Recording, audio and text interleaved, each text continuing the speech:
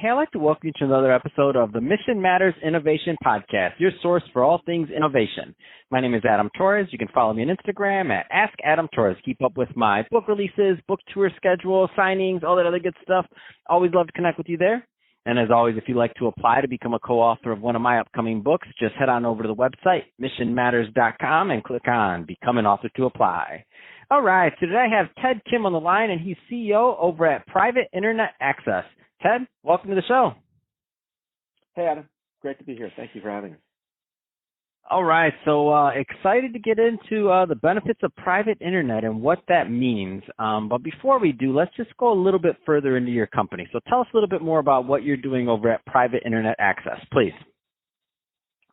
Sure. Well, Private Internet Access was created over a decade ago to provide the most private and secure internet experience for our customers. And what that really means is that, back then in the early days of the internet, and even now, there's this big push to get everybody online. Now more than ever, people are connected, whether it's through their mobile phones, their tablets, their laptops, their computers, however they're connected, and they're actively using it more than ever, whether it's for work, to stay connected to loved ones, for information, for news.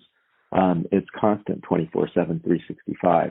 And in that rush, there was, we noticed that people were not that concerned, or nobody was talking about making sure the information that they're providing or they're trading when they're online is being protected. And then from a privacy standpoint, that people weren't compromising the information that was out there and exposing too much of themselves or more than they wanted to. So what PIA really does is it makes sure that from a privacy standpoint, you're only sharing as much information as you want to share. And then from a security standpoint, making sure that all the data that you're transferring is completely secure as well.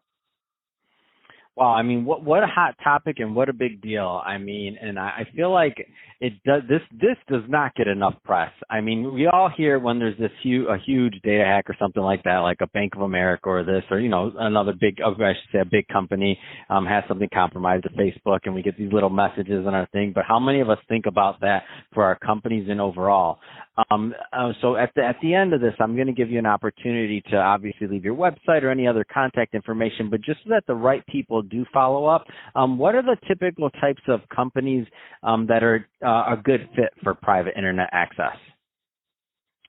Well, I mean, it's really anybody who is online, and that relates to everybody. And I think that the way to think size of company. Is this an enterprise solution? Is this a direct-to-consumer solution? That's what I mean by what type of company. Sure. Well, enterprises have been using VPNs, their own VPNs for some time now. But I think people are recognizing that is more of a security product as opposed to a privacy and security product. And so for small business owners, for individuals, we are a direct consumer product, but our product we know is being utilized by small businesses as well as enterprises. Because anybody, again, to go back to the idea that anybody online needs to have this protection, is out there. So, I mean, we think about it like this. If, these days, if you're getting into a car, unless it's, you're probably going to want to make sure that it has anti-lock brakes, that it has airbags, that it has, every sort of safety precaution out there. We don't put as much thought into that in our online activity as we should. If you're sharing, whether it's financial information, banking information, health information, or even pictures of your kids or your families or whatever you're doing, you don't necessarily want other people to be able to see that information. And without utilizing PIA or VPNs, then, that becomes definitely a risk. So, we see it on very, very high levels with very sensitive information. In the sense of journalists, in the case of journalists, for example, it could literally be life and death because they are transferring information that, that could show their whereabouts, what they're doing, their activities, and in countries or in environments where, that's incredibly dangerous to them, then they don't want their identities or their locations exposed. So, for people who transfer any level of sensitive information or what is sensitive to you, you want to make sure that you have this, you're completely protected. Let's talk a little bit more about just what's going on in the environment overall, like cyber scams, things like that. I mean, because you're in the middle of all this stuff because you're working to secure from these things. So you have a unique vantage point. I mean, talk a little bit more on that, please. Sure. Well, I mean, we see a few different things, right? Well, on one level, we have this big push to get into public Wi-Fi, hotspots. So people are constantly, whether they're out and about, municipalities offer public Wi-Fi hotspots, coffee shops, libraries, everywhere you go, it's all about utilizing public Wi-Fi. Well, the fact of the matter is that anybody on that public Wi-Fi or on that network can see the unencrypted data that you're pushing through that network. And what PIA does is it encrypts all that data going through so that even if somebody were to get in the middle of that and to hack it or to see your network data, then that's all being encrypted and it'll just come up as gibberish.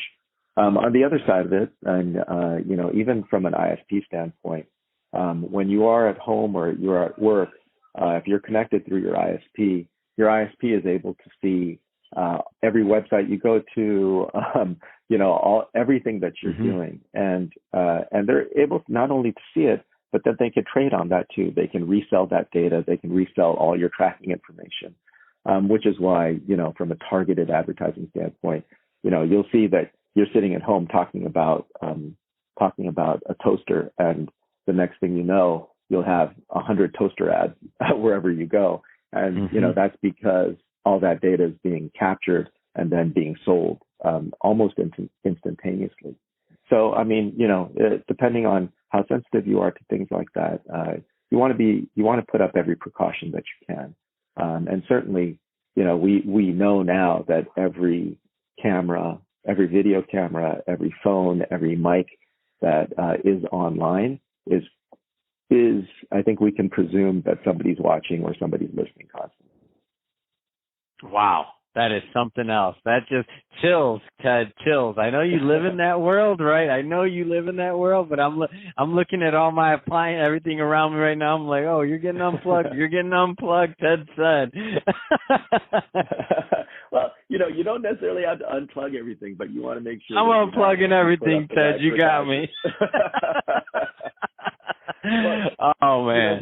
The other thing that people are really clever.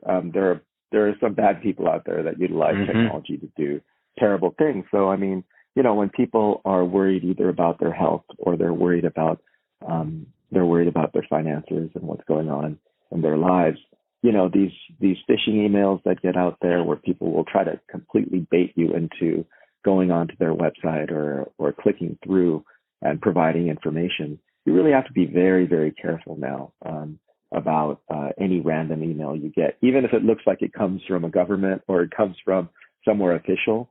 If you did not request it, you have to think twice about anything that you open from an email or a text standpoint.